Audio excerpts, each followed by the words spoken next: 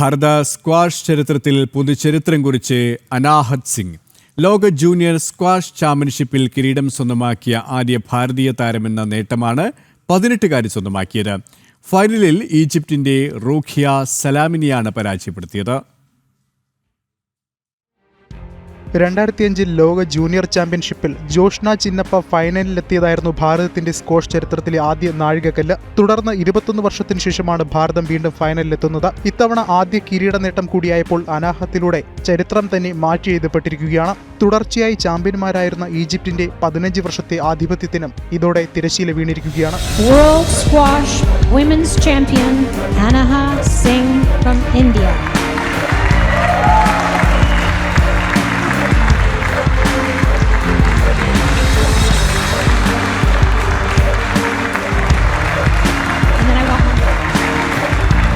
കാനഡയിലെ ഒട്ടാവയിൽ നടന്ന ഫൈനലിൽ ഈജിപ്തിന്റെ റൂഖിയ സലീമിനെ നേരിട്ടുള്ള 3 ഗെയിമുകൾക്കാണ് ഡൽഹി താരം പരാജയപ്പെടുത്തിയത്.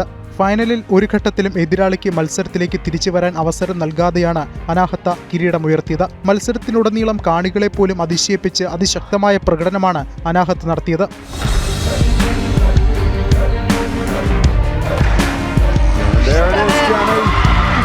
Anahat Singh of India has finally claimed a World Junior title for India.